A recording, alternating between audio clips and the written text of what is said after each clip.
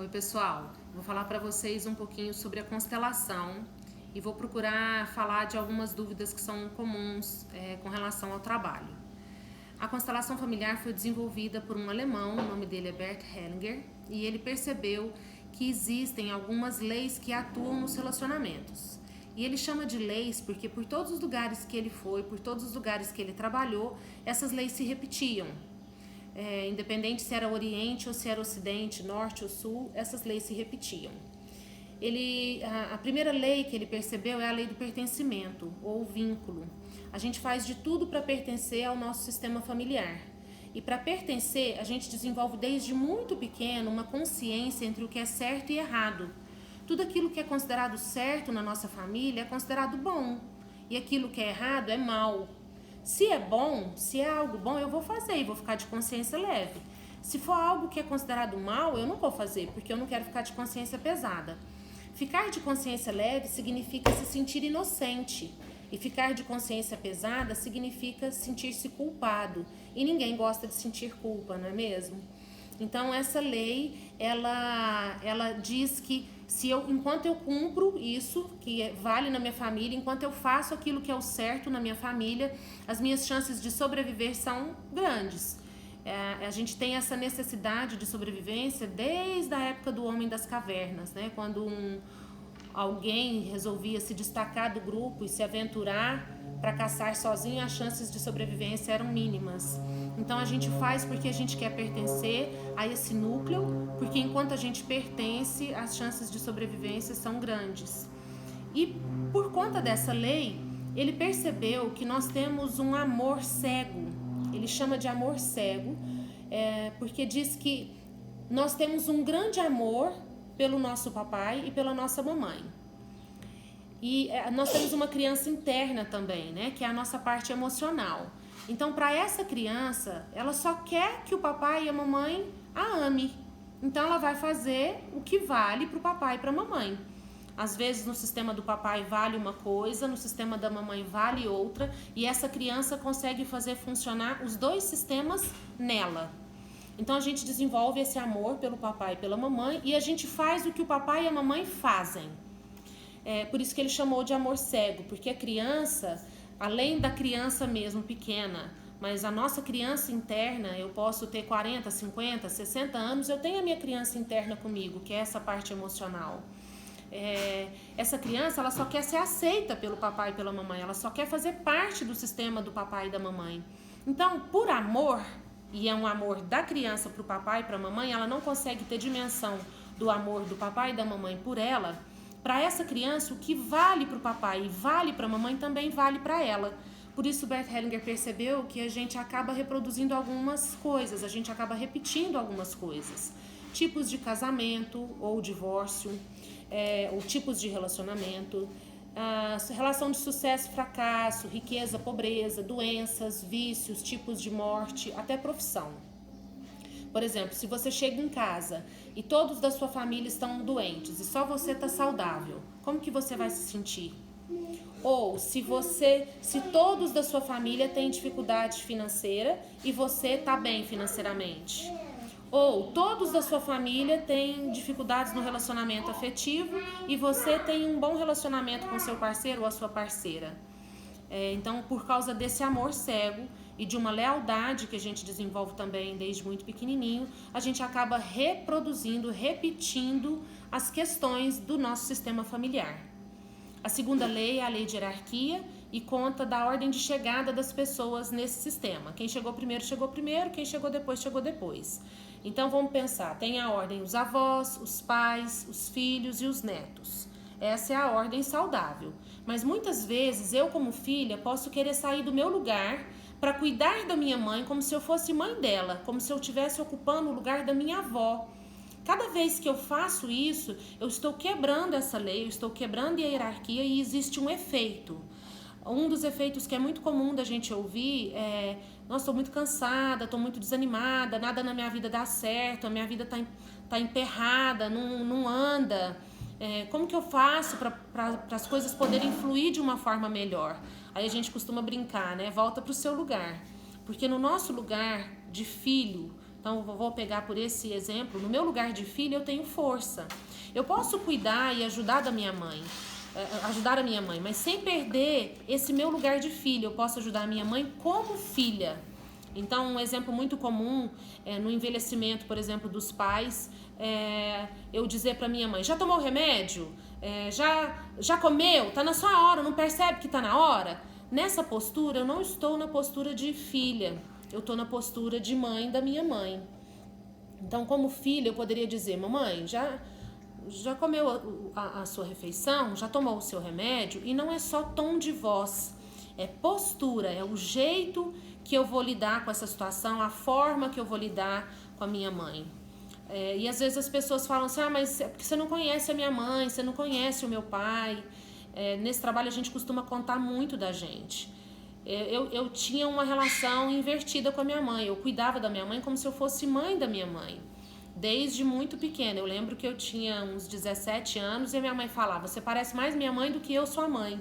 Então foi um trabalho, foi um esforço voltar para o meu lugar, porque a gente acaba sentindo que é mais amado, que a gente pertence a essa família, que nós estamos fazendo apenas o que é esperado, então que está tudo certo. Voltar para o meu lugar é muitas vezes ter que lidar com um pouco de consciência pesada, ter que administrar um pouquinho de culpa de voltar para esse lugar. Mas costuma ter bons efeitos. A vida começa a fluir, a vida fica mais leve, os relacionamentos ficam mais saudáveis, e a gente pode falar disso um pouco mais aprofundado à medida que vocês tiverem questões. A última lei que o Bert Hellinger percebeu, que ele descobriu, é a lei de equilíbrio nas relações. Existe a questão com relação aos nossos pais, o equilíbrio com relação aos nossos pais, que na verdade a gente não equilibra. Os nossos pais nos deram a vida e muitas vezes a gente gasta muita energia tentando compensar essa vida que a gente recebeu. Eu vou pagar isso para minha mãe, eu vou dar tal dinheiro para meu pai, vou comprar uma casa para minha mãe. Não tem como pagar a vida. A vida que eles nos deram é muito, então a gente não consegue retribuir. A gente pode honrar esses pais, fazendo a nossa vida ficar mais leve, levando essa vida mais adiante. E mais uma vez, não é que eu não possa ajudar os meus pais, mas é com que postura eu faço isso, porque na relação de pais e filhos não existe equilíbrio. Os pais nos deram a vida e nós estamos aqui no degrau de baixo. Nas outras relações existe um equilíbrio entre o dar e o receber. Então, se eu faço algo de bom para você, naturalmente você fica feliz e você quer retribuir, fazendo também algo de bom ou um pouquinho mais. Se é o seu aniversário e eu te dou um presente que você queria muito, geralmente, naquele momento, você pode me perguntar: que dia é o seu aniversário? Porque a gente fica com uma sensação de dívida e aí a gente fica querendo retribuir, né? Dar algo em troca para aquela pessoa. Quando é algo negativo, eu tô gravando esse vídeo para vocês com os meus filhos de espectadores, então se tiver algum barulho, tá tudo certo. Quando nas outras relações, por exemplo, relação de amizade, se eu esqueço o aniversário da minha melhor amiga, ela pode ficar triste comigo. Se ela ficar triste comigo, a tendência é que ela faça algo para me ferir, às vezes até um pouquinho mais. Ela fica sem conversar comigo uns 3 dias. Na relação de casal, essa é a lei que mais interfere. Se eu faço algo de bom pro meu marido, naturalmente ele quer me retribuir, então eu fico em dívida. E aí eu devo fazer algo de bom para ele e um pouquinho mais para retribuí-lo, e ele fica em dívida. Se o casal fica nesse circuito positivo, o casal ganha, a relação cresce e esse casal tem a chance de amadurecer juntos. Mas quando é no circuito negativo, isso pode ser muito ruim. Se eu faço algo para ferir o meu parceiro, ele pode também querer me ferir. Então eu posso ser um pouco grossa ou sem educação com ele, ou às vezes ficar sem conversar com ele, e aí eu vou ferir esse meu parceiro. Naturalmente ele vai fazer algo que também me fere, geralmente um pouquinho mais. Relacionamento de casal, a gente costuma falar, é um tema muito amplo e é muito rico também, mas a gente começa por essa lei quando a gente está falando de casal. A relação precisa ficar no circuito positivo. E as perguntas que são muito comuns são: eu posso constelar? Constelação é para todo mundo? Sim, todas as pessoas podem constelar. Constelar significa trabalhar um tema, trabalhar uma queixa. E a gente pode trabalhar queixas em vários setores da nossa vida.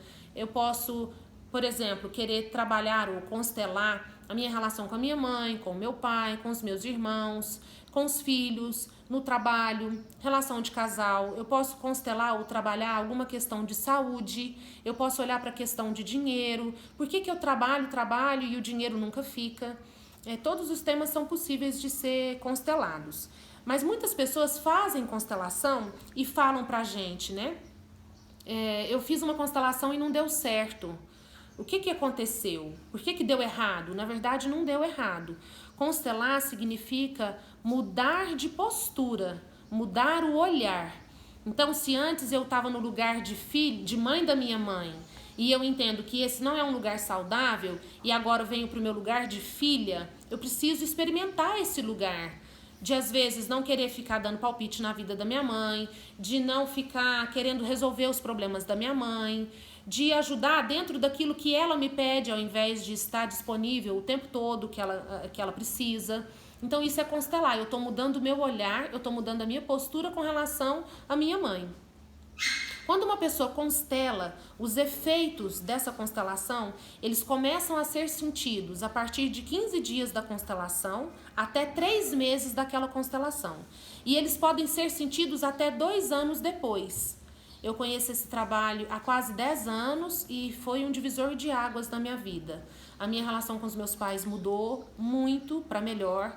A relação com os meus irmãos, eu sou a 4ª de 5 filhos, mudou muito. Hoje eu estou no meu lugar.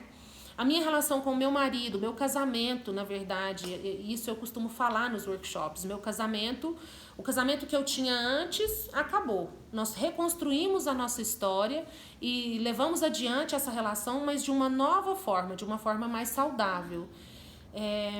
Uma outra dúvida que é comum. Como é um trabalho vivencial e é um trabalho de percepção, às vezes as pessoas ficam achando que tem a ver com paranormalidade, com alguma coisa assim espiritual. Não tem nada a ver. É um trabalho, é uma capacidade, essa capacidade de percepção que vocês vão poder conhecer, é uma capacidade que todos nós temos. Os animais têm essa capacidade, a gente consegue perceber de uma forma bem rápida. Por exemplo, quando o dono tá chegando, você tem um cachorro em casa, o dono tá chegando, o cachorro já fica agitado dentro de casa. Ou quando tem os tsunamis, os animais eles se agitam e saem daquele lugar. E às vezes a gente tem essas percepções, esse captar o campo, sentir o campo com as pessoas que a gente ama.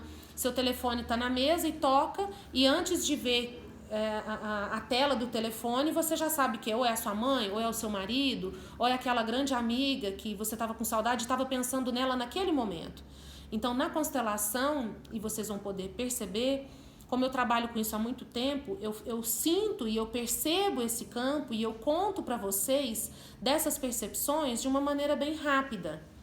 E eu vou aprofundar esse assunto um pouquinho aí com vocês presencialmente. Se tiver alguma dúvida, se tiver algo que vocês queiram saber dentro disso que eu expliquei, eu estou à disposição para falar com vocês, tá bom? Um abraço e até breve.